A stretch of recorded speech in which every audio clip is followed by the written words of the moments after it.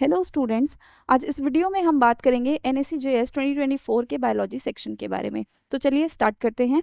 पहला सवाल जो आपके सामने है, इसमें आपसे पूछा है मेच्योर मेगा गैमेटोफाइट जिसमें एम्ब्रियो सैक की बात की जा रही है। It generally has 8 nuclei, 3 egg cell, 1 secondary nucleus, 3 antipodal cells. और आपसे पूछा गया है किस तरीके का एम्ब्रियो सैक आपको पॉलीगनम में मिलेगा। तो बच्चों, अगर हम पॉलीगनम की बात करें तो वहाँ पे जनरली मोनोस्पोरिक डेवलपमेंट होती है। कैसी डेवलपमेंट होती है? मोनोस्पोरिक।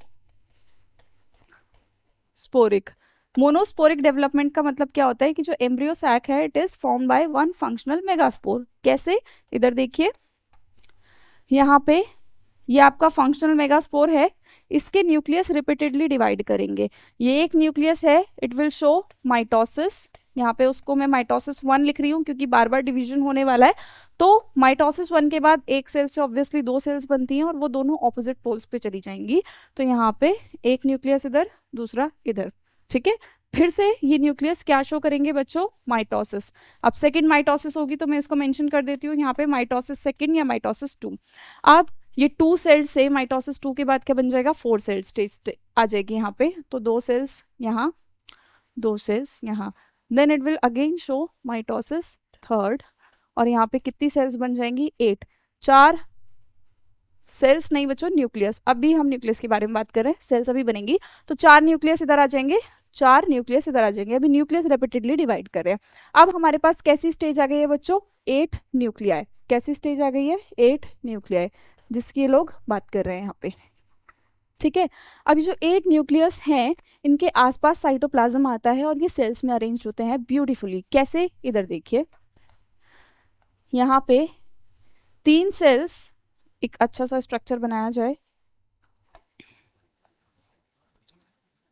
3 सेल्स एक पोल की तरफ आ जाएंगी, 3 सेल्स दूसरी पोल की तरफ आ जाएंगी। तो हर सेल के पास अपना एक न्यूक्लियस होगा, राइट। बीच में ये होती है सेंट्रल सेल जिसके पास 2 न्यूक्लियस होते हैं, उसको हम बोलते हैं पोलर न्यूक्लियाई। इस तरीके की जो डेवलपमेंट है वो आपको एम्ब्रियो सैक ऑफ पॉलीगनम में देखने को मिलती है। इसी को मोनोस्पोरिक डेवलपमेंट बोलते हैं। ये पूरा का पूरा आप काउंट करेंगे तो 8 न्यूक्लियाई है। ये 3 को मेंशन कर रहे हैं बच्चों एग सेल, एक आपका सेकेंडरी न्यूक्लियस है विच इज दिस, एंड ये जो 3 है these are basically your antipodal cells, right. तो यहाँ पे जो आंसर है इसका क्या है? Monosporic development, right. Next question पे चलते हैं। Okay, this is very easy. ठीक है, क्लास 10th का ही क्वेश्चन है, कंट्रोल एंड कोऑर्डिनेशन से। बहुत सारे प्लांट्स अलग अलग स्टिमुलाई से अलग अलग तरीके से रिस्पॉन्ड करते हैं। अलग अलग स्टिमुलाई हो सकते हैं, जैसे लाइट एक स्टिमुलाई है, ग्रेविटी एक स्टिमुलाई है, moisture can be the stimuli, touch भी एक तरीके का स्टिमुलाई है, केमिकल एक्सेट्रा बहुत सारे स्टिमुलाई होते हैं, राइट। अब एक स्टूडेंट ने ऑब्जर्व किया वाटर गार्ड के प्लांट को कि वो ट्विन कर रहा है around the branches of the adjacent tree. ठीक है, तो होता क्या है बच्चों, अगर हम बात करें सबसे पहले कि जो भी हमारे टेंड्रिल्स होते हैं उनका ग्रोथ का पैटर्न क्या शो करता है, वही इसका आंसर है, क्योंकि बॉटल गार्ड भी जो है वो ट्विन कर रहा है। ठीक है, तो टेंड्रिल्स की यहाँ पे कौन सी मूवमेंट शो होती है बच्चों? थिग्मोट्रोपिज्म। अब थिग्मोट्रोपिज्म क्या होता है इस चीज को समझिए।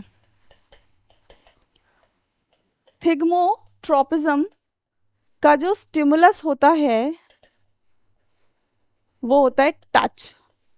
ठीक है, अब यहाँ पे कॉइलिंग की बात हो रही है तो टच कैसे स्टिमुलस है? इधर देखिए, सपोज करिए ये कोई भी मेन स्टेम है या एडजेसेंट ट्री की कोई भी ब्रांच है, इसके अराउंड कॉइलिंग हो रही है। कैसे हो रही है? इधर देखिए, सपोज करिए ये बॉटल गार्ड की टेंड्रिल है, जैसी ये इसकी कांटेक्ट में आएगी तो टच इज द स्टिमुलस। ठीक है, टच एक स्टिमुलस है। अब होता क्या है, जो सपोज करिए ये एक रॉड है, इससे कुछ टच हो रहा है, तो जहां पे टच हो रहा है उसके ऑपोजिट साइड यानी इस साइड पे ऑक्सीजन का कॉन्सेंट्रेशन ज्यादा होगा, इस साइड पे ग्रोथ ज्यादा होगी, जिसकी वजह से ये कर्ल शो करेगा। So this is a growth related movement जिसका स्टिमुलाई क्या है? आपका touch. And this is what we called as thigmotropism, जो कि टेंड्रिल्स में देखा जाता है। तो यहाँ पे आंसर क्या है इसका? Option B, thigmotropism, right. चलिए अगले सवाल की तरफ। ओके, थोड़ा ट्रिकी क्वेश्चन है। यहाँ पे लिखा है कि डीएनए अलग अलग हेलिकल फॉर्म्स में मिलता है हमारे पास। A DNA, B DNA, Z DNA, अलग अलग तरीके के डीएनए होते हैं, अलग अलग तरीके के हेलिसेस में मिलते हैं, left helix, right handed helix, बहुत सारा। तो यहाँ पे कुछ कुछ कैरेक्टरिस्टिक्स दिए हैं आपको और उनको कोड दिया गया है डीएनए को, Q DNA, R DNA, S DNA and T DNA respectively.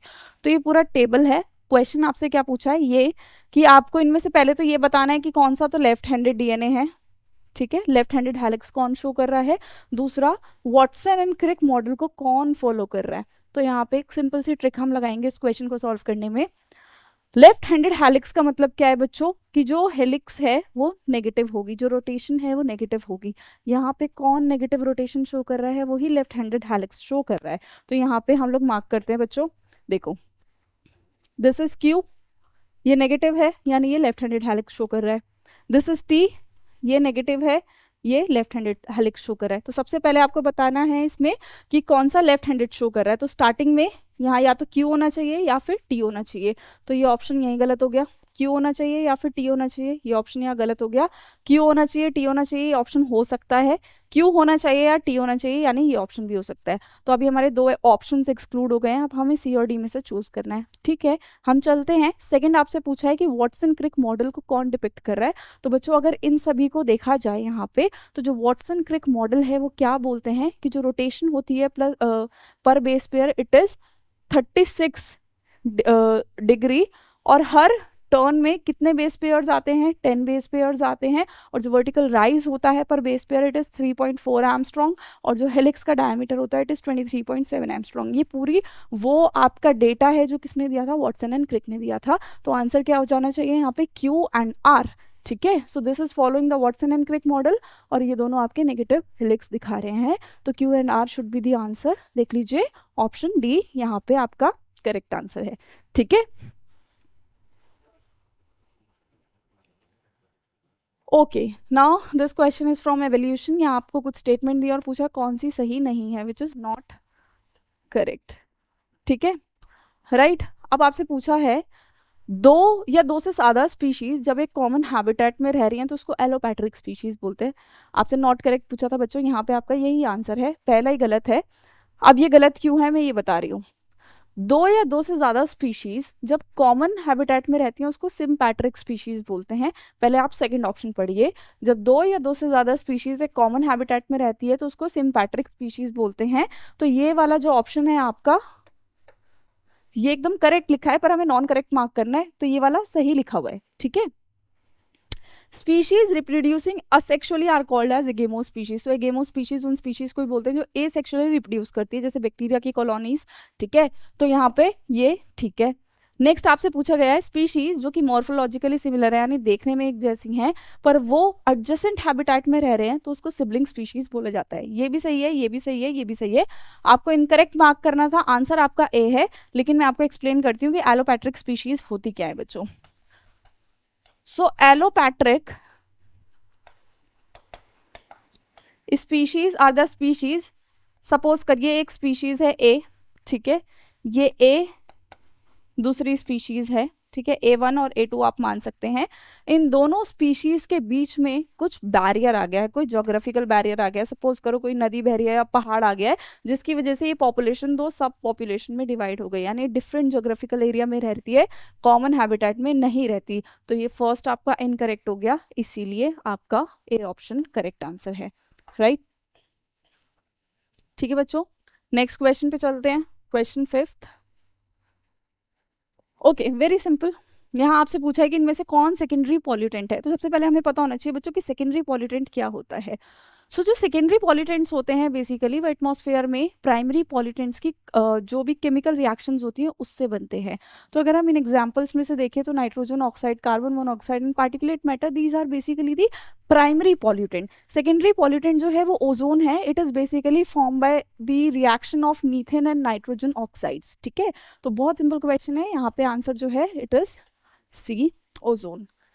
चलते हैं अगले क्वेश्चन पे। Okay, this is a very simple question. आपसे बोला गया है कि जब आप वेरियस एनिमल्स की स्टडी कर रहे थे या करते हैं तो जो स्केलेटन वाला कैरेक्टर है, चाहे इंटरनल स्केलेटन हो या एक्सटर्नल स्केलेटन हो, वो कहाँ से स्टार्ट हुआ है। तो सबसे पहले एनिमल्स की बात करें बच्चों, तो प्रोटोजोआ को तो हम हटा ही देंगे क्योंकि ये एनिमल किंगडम में आ नहीं रहा है। Mollusca, arthropoda, vertebrata. अब याद करिए, वर्टिब्रेटा तो एकदम एंड में आता है, ठीक है, आपके सारे फाइलम में एकदम एंड में आता है। आर्थ्रोपोडा और मोलस्का में से आर्थ्रोपोडा पहले आता है, और आर्थ्रोपोडा जैसे फॉर एग्जांपल जो इंसेक्ट्स होते हैं उसमें काइटिन का क्या प्रेजेंट होता है, एंडोस्केलेटन, राइट। कॉकरोच में भी एंडोस्केलेटन होता है काइटिन का। तो यहाँ पे आंसर क्या है आपका, ऑप्शन बी, ठीक। चलिए अगले सवाल की तरफ। Very simple question again from control and coordination, but इस बार ये क्लास 11 का क्वेश्चन है। चलिए यहाँ पे दो स्टेटमेंट दिया है, असर्शन रीजन, और हमें बताना है कि कौन सा कोड से ये, तो पढ़ते हैं असर्शन। हाइपोथैलेमस के बारे में बात की गई है। So the hypothalamus helps regulate body temperature. ये बात हमें पता होनी चाहिए कि हमारी बॉडी का जो टेम्परेचर है वो कांस्टेंट रहता है 37 डिग्री सेल्सियस, और उसको कांस्टेंट रखने के लिए जो रिस्पॉन्सिबल है वो है हाइपोथैलेमस। तो यही बात ये भी बोल रहे हैं कि hypothalamus helps regulate body temperature by acting on ANS, autonomic nervous system, and other mechanism like sweating और शिवरिंग। होता क्या है कि जैसे हमें सपोज करिए गर्मी लग रही है तो हमें स्वेट आने लगता है, सर्दी लगती है तो शिवर करती है हमारी बॉडी, क्योंकि it is a kind of exercise जो हीट जनरेट करेगी, जिससे हमारी बॉडी का इंटरनल टेम्परेचर कांस्टेंट रहेगा। ये सब कौन कराता है, हाइपोथैलेमस। तो फर्स्ट स्टेटमेंट तो सही है, ठीक है। सेकेंड स्टेटमेंट के बारे में बात करते हैं। लिखा है hypothalamus plays a key role in regulating the release of hormones from the pituitary gland. अब हमने जैसे पढ़ा भी है कंट्रोल एंड कोऑर्डिनेशन में, तो सपोज करिए अगर ये हाइपोथैलेमस है तो इसी से स्टॉक से कौन जुड़ा होता है बच्चों, pituitary. So this is pituitary and this is hypothalamus, और हाइपोथैलेमस रेगुलेट करता है पिट्यूटरी के हॉर्मोन्स के रिलीज को, ठीक है। जैसे हमने पढ़ा है कि जो पिट्यूटरी है it is the master gland, and master of master gland is hypothalamus, ठीक है। तो यहाँ क्या लिखा है कि जो हाइपोथैलेमस है it plays a important role in regulating the release of hormones from the pituitary gland. तो ऑब्वियसली करता है, और जो पिट्यूटरी ग्लैंड्स के हॉर्मोन्स होते हैं वो सब कुछ रेगुलेट करते हैं। लाइक ग्रोथ हार्मोन निकलेगा तो ऑब्वियस सी बात है ग्रोथ देखेंगे बॉडी की, रिप्रोडक्शन में इन्वॉल्व होंगे क्योंकि यहाँ पे जो भी आपके follicle stimulating hormone, luteinizing hormone सब पिट्यूटरी से आते हैं। मेटाबॉलिज्म, थायरॉक्स जो आपका थायराइड स्टिमुलेटिंग हार्मोन है वो पिट्यूटरी से निकलता है, जो आगे जाके थायराइड ग्लैंड पे काम करता है, थायरॉक्सिन रिलीज कराता है। तो यहाँ पे रीजन भी सही दिया हुआ है, असर्शन भी स्टेटमेंट सही है, रीजन भी स्टेटमेंट सही है, बट ये इसका रीजन नहीं है। तो यहाँ पे ऑप्शन बी आपका करेक्ट आंसर होगा, that both A and R are true, but जो रीजन है it is not the correct explanation of A, ठीक। Now okay, this question very easy. कुछ बैक्टीरिया जो होते हैं वो ग्लाइड करके ट्रैवल करते हैं इन स्वाम्स, ठीक है। आपसे पूछा कि इनमें से कौन सा ऐसा बैक्टीरिया है। तो बच्चों ये जो पर्टिकुलर कैरेक्टरिस्टिक है किसका है, मिक्सोबैक्टीरिया का। इसके पास फ्लैजेला होता नहीं है, तो ये कैसे ग्लाइड, ये कैसे मूवमेंट शो करता है, कैसे लोकोमोशन शो करता है बच्चों, ये ग्लाइड कर करके ट्रैवल करता है। तो वेरी सिंपल, इसका आंसर क्या है, मिक्सोबैक्टीरिया। चलिए okay, this is from photosynthesis, ठीक है। क्लोरोफिल मॉलिक्यूल जो होता है it makes use of visible radiation by absorbing wavelength of light which are effective in photosynthesis. तो हमें पता ही है कि जो क्लोरोफिल है उसका काम ही लाइट एब्जॉर्प्शन करना होता है। So when a photon of light collides with the chlorophyll molecules it get excited, और जब वो ग्राउंड स्टेट पे वापस आता है the release energy is use in the phosphorylation. तो हमने पढ़ा भी था जेड स्कीम, जो भी फोटोफॉस्फोराइलेशन उसी की बात कर रहे हैं यहाँ पे। So different wavelength of light give different amount of light reaction product. तो यहाँ पे एक एब्जॉर्प्शन स्पेक्ट्रा दिया गया है, राइट। आपसे पूछा है कि इस ग्राफ को देख के बताइए कि फोटोसिंथेसिस कौन सी लाइट में मैक्सिमम हो रही है। तो अगर हम इधर देखें बच्चों, इस ग्राफ को अगर हम स्टडी करें, सो this is basically the absorption by the chlorophyll, और यहाँ पे वेवलेंथ दिया हुआ है किसका, लाइट का। तो यहाँ पे देखो this is chlorophyll B and this is chlorophyll A, ठीक है। अब क्लोरोफिल ए की पीक जो है वो लगभग इस वेवलेंथ पे आ रही है, दूसरी पीक जो है वो इस वेवलेंथ पे आ रही है। इन दोनों पीक्स को कंपेयर किया जाए तो ये वाली पीक जो है ये हाई है। सेम फॉर क्लोरोफिल बी, इसकी पीक जो है वो हाई है और इसकी इधर लो है। तो अगर देखा जाए तो हमें इतना तो पता लग रहा है कि जो फोटोसिंथेसिस है वो मैक्सिमम इस एरिया में हो रहा है, ठीक है। और ये जो एरिया है कौन सी वेवलेंथ का एरिया है, लगभग 400 से 500 नैनोमीटर, और हमें पता है कि जो 380 नैनोमीटर से 500 नैनोमीटर की वेवलेंथ में कौन सी लाइट आती है बच्चों, ब्लू लाइट आती है। So this is the blue region, this is the red region. तो आंसर क्या हो जाएगा, कहाँ पे ज्यादा दिख रहा है आपको, रेड से भी ज्यादा आपको ब्लू में फोटोसिंथेसिस दिख रही है। तो उसका आंसर क्या है, ऑप्शन बी, ठीक है। चलते हैं अगले सवाल पे। ओके, तो ये एक ऐसा क्वेश्चन था जिसका आंसर हर किसी को नहीं आता होगा, क्योंकि स्मॉलेस्ट स्मॉलेस्ट स्मॉलेस्ट हर चीज़ के बारे में पूछ लिया गया है, पर हम यहाँ पे डिस्कस करेंगे और आप आगे के लिए इसको हमेशा याद भी रख लेंगे। स्मॉलेस्ट फिश बच्चों, स्मॉलेस्ट फिश कौन होती है आपकी? पीडोसिप्रिस। पर एक बात है बच्चों, अगर आपको सिर्फ स्मॉलेस्ट फिश का भी नाम पता था तब भी आप इस क्वेश्चन को कर सकते थे। कैसे? अगर आपको पता है कि फर्स्ट का कोड 3 है, इसी से आपका क्वेश्चन यहाँ सॉल्व हो जाएगा। फर्स्ट का 5th ये ऑप्शन सही नहीं है, फर्स्ट का 4th ये भी सही नहीं है, ये भी सही नहीं है, तो यहाँ से ही आपको आपका आंसर पता लग गया। पर आगे हम चेक करते हैं। जैसे स्मॉलेस्ट टोड यहाँ पे ब्रैकिसिफेलिस, तो ब्राजीलियन टोड होता है ये। थर्ड का 5th स्मॉलेस्ट रेप्टाइल बेसिकली कौन है यहाँ पे? ब्रुकीसिया, ये कैमेलियन है। एंड फोर्थ का 2 स्मॉलेस्ट बर्ड कौन है यहाँ पे? मेलिसुगा। एंड स्मॉलेस्ट प्राइमेट कौन है यहाँ पे? आपका माइक्रोसीबस। ठीक है, सो ये एक ऐसा क्वेश्चन है जो कि जनरल नॉलेज बेस्ड है।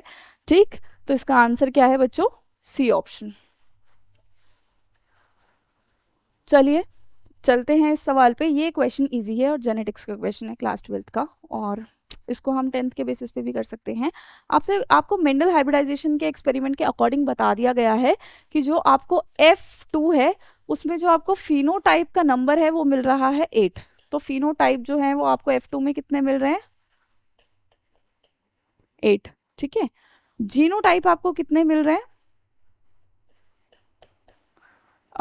जीनोटाइप नंबर कितना है यहाँ पे मेंशन नहीं है। जीनोटाइप नंबर था 27, मुझे याद है क्वेश्चन।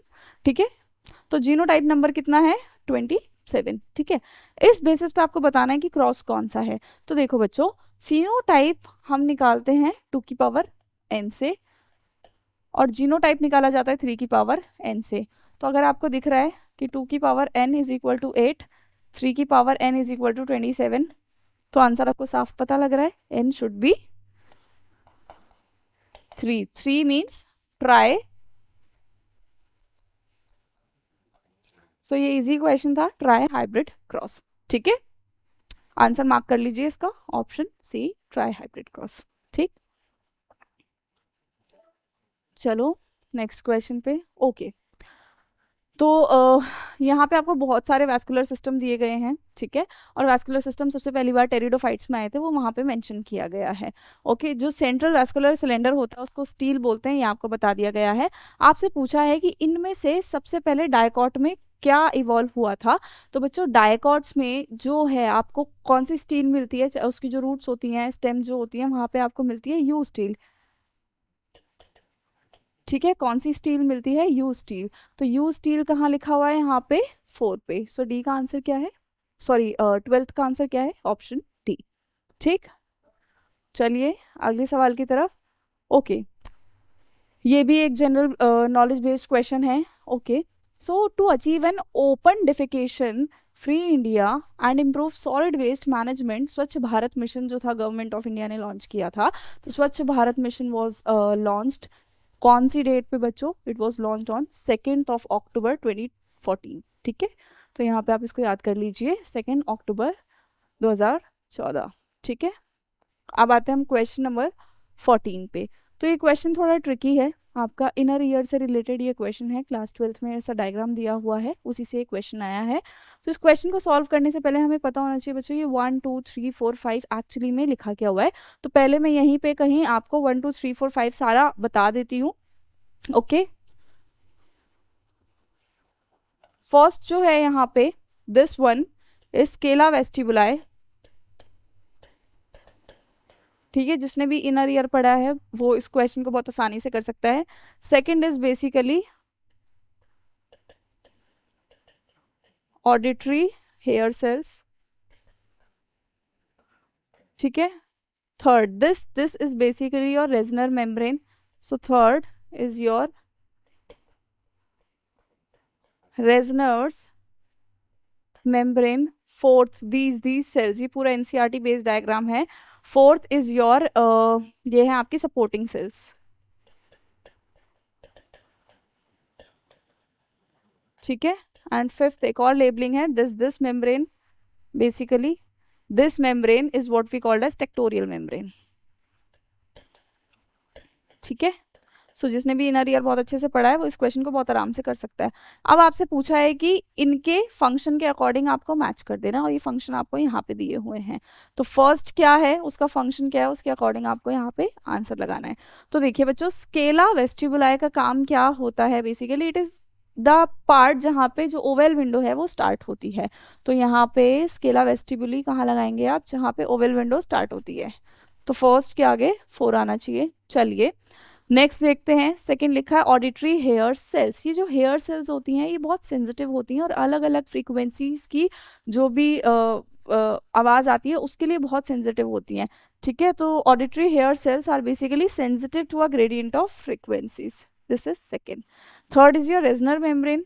ओके, यहाँ लिखा ही है अ मेम्ब्रेन कॉल्ड वेस्टिबुलर और Reissner membrane. This is the option 3, right. Fourth supporting cell. Supporting cells जो होती हैं यहाँ पे लिखा है, सपोर्टिंग सेल्स में डाइटर सेल और पिलर सेल दो तरीके की सेल्स होती हैं दैट फॉर्म सपोर्टिंग सेल। तो यहाँ पे 4 आएगा। एंड टेक्टोरियल मेम्ब्रेन जो होती है उसके अंदर जो स्टीरियोसीलिया होता है वो एम्बेडेड होता है। So here is the 5। अब आप देख लीजिए फर्स्ट, ओके, फर्स्ट का फोर्थ ऐसे देखना है आपको। फर्स्ट का फोर्थ यहाँ नहीं है, यहाँ नहीं है, यहाँ नहीं है, आंसर तो इसका यही है। ओके, अगर किसी को ये भी पता है कि वो स्केला वेस्टिबुलाई है जहाँ से ओवल विंडो स्टार्ट होती है, उससे भी आपका काम बन सकता था। तो फर्स्ट का फोर्थ है, बिल्कुल सही। सेकंड में हमने भी 1 लगाया है, थर्ड में हमने भी 2 लगाया है, ठीक है, फोर्थ में हमने भी 5th लगाया है, बिल्कुल सही। यानी कि आपका ऑप्शन सी यहाँ पे सही आंसर है, राइट। चलें आगे बच्चों। चलिए ओके, सो ये रेस्पिरेशन, प्लांट रेस्पिरेशन क्लास 11 से क्वेश्चन है ग्लाइकोलिसिस का। तो यहाँ पे बोला है ग्लिसरॉल्डिहाइड 3 फॉस्फेट ऑक्सीडाइज्ड होता है ड्यूरिंग ग्लाइकोलिसिस। तो जो H और इलेक्ट्रॉन है जो रिमूव होते हैं उनके साथ क्या होता है, तो इधर समझिए, दिस इज ग्लिसरॉल्डिहाइड 3 फॉस्फेट, और ये क्या करता है बच्चों, ये ऑक्सीडाइज होके क्या बना देता है, 1,3 बिस फॉस्फोग्लिसरेट। और जो इलेक्ट्रॉन और हाइड्रोजन है वो किसको दे देता है, ये NAD पॉजिटिव को ये इलेक्ट्रॉन और हाइड्रोजन देता है, और वो क्या बन जाते हैं, NADH। तो इसका क्या हो गया बच्चों, NAD पॉजिटिव रिड्यूस हो गया है। ठीक है, तो यहाँ पे ऑक्सीडाइज नहीं कर रहे, पायरुविक एसिड को ट्रांसफर नहीं कर रहे, इन्होंने क्या करा, NAD पॉजिटिव को रिड्यूस करके NADH में कन्वर्ट कर दिया। ठीक है, तो ऑप्शन सी यहाँ पे सही आंसर है। सिंगल ऑप्शन करेक्ट का लास्ट क्वेश्चन आपका ये है। ठीक है, यहाँ लिखा है Jean Baptiste de Lamarck and Charles Darwin believe करते थे in the idea that particles come together from all parts of the body. तो जो भी हमारे बॉडी के सारे पार्ट्स हैं उसमें से पार्टिकल्स आते हैं और क्या बनाते हैं, एग बनाते हैं एंड सेमेन बनाते हैं। तो ये जो कॉन्सेप्ट है बच्चों, it is what we call as theory of biogenesis. So this is the theory of biogenesis जिसपे जीन पेप्टिसाइड और आपके चार्ल्स डार्विन काम कर रहे थे, राइट। तो यहाँ पे हमने बात कर लिए सारे सिंगल MCQ की। अब हम मल्टीपल ऑप्शंस करेक्ट पे चलते हैं। ठीक है, 4 क्वेश्चंस हमारे बचे हैं। ओके, तो यहाँ पे आपके मल्टीपल ऑप्शंस करेक्ट होंगे, राइट। आपको ये अप्रोप्रिएट आंसर देना है, बताना है रिप्रोडक्टिव ऑर्गन्स इन मैमल्स के बारे में इनमें से कौन सा है। कॉर्पस एलेटम जो होता है बच्चों, it is not found in mammals, it is found in insect. So basically it is a gland in the insect. Similarly अगर हम बात करें कॉर्पस कार्डियकम, तो ये भी क्या है, इंसेक्ट्स में ही आपको मिलता है। तो आंसर क्या है, वैसे तो आपका आंसर क्या हो गया, ऑब्वियस सी बात है, अगर मल्टीपल ऑप्शंस है तो B एंड D दोनों ही आंसर है। पर ये होता क्या है, मैं जरा बताने की कोशिश करती हूँ आपको। अगर हम फीमेल की ओवरी के बारे में बात करें तो हमें पता है कि एट द 14th डे क्या होता है, ओव्यूलेशन होती है। तो जो ग्राफियन फॉलिकल है वो रप्चर होती है और यहाँ से क्या हो जाता है, ओव्यूलेशन, राइट। जो बचता है उसको हम क्या बोलते हैं, कॉर्पस लूटियम। और टाइम के साथ साथ अगर प्रेगनेंसी नहीं होती तो ये कॉर्पस ल्यूटियम क्या करना स्टार्ट कर देता है बच्चों, रिग्रेस करना स्टार्ट कर देता है। और क्या बनाता है, the regress form of the corpus luteum is called as corpus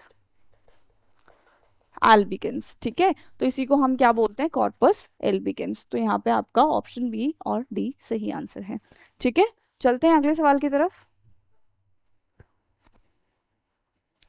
तो यहाँ पे ये केमिकल कंट्रोल एंड कोऑर्डिनेशन का क्वेश्चन है। आपको करेक्ट पेयर बताने बच्चों। फर्स्ट वाला तो बहुत आसान है कि ये गलत है। कैसे? पैरेथ हार्मोन मेटामॉर्फोसिस में कोई रोल प्ले नहीं करता। कौन सा हार्मोन प्ले करता है? यहाँ पे क्या प्रेजेंट होता है? थायरॉक्सिन। हमने क्लास 8th में भी इसके बारे में पढ़ा है कि अगर पानी के अंदर आयोडीन की कमी है तो मेटामॉर्फोसिस नहीं हो पाती, क्योंकि प्रॉपर थायरॉक्सिन नहीं बन पाता। ठीक है, नाउ नेक्स्ट करेक्ट पेयर बताना है तो थायरॉक्सिन इज कैलोरीजन। थायरॉक्सिन का वैसे भी कैलोरीजेनिक एक्शन होता ही है। कैसे? कि ये एक ऐसा हार्मोन है जो रेगुलेट करता है metabolism of carbohydrate, proteins and fat. तो thyroxine is basically calorigenic action उसके पास होता ही है। Now adeno hypophysis, what is adeno hypophysis? Adeno hypophysis is basically anterior pituitary. ठीक है, an interior pituitary release variety of hormones, जिसमें से एक हार्मोन होता है melanocyte stimulating hormone. So this melanocyte stimulating hormone has another name, जिसको हम क्या बोलते हैं बच्चों? इंटरमेडिन। तो यहाँ नहीं, ये आपका सी वाला भी सही बोल रहे हैं। नाउ एड्रिनोकॉर्टेक्स के बारे में बात किया गया है। फ्लाइट एंड फाइट रिएक्शन के लिए कौन रिस्पॉन्सिबल होता है? एपिनेफ्रिन और एपिनेफ्रिन, और वो एड्रिनल कॉर्टेक्स से नहीं जबकि मेडुला से आते हैं। और कॉर्टेक्स से आपके basically corticoids, sex corticoid, glucocorticoids, ये सब रिलीज होते हैं। तो ये भी गलत है। करेक्ट पेयर बताना है बच्चों। तो यहाँ पे आपका आंसर आएगा बी एंड सी। सो जिसने भी बी एंड सी लगाया उसका करेक्ट आंसर है। ठीक, चलिए अगला सवाल। ये सवाल थोड़ा अलग है, क्यों अभी बताती हूँ।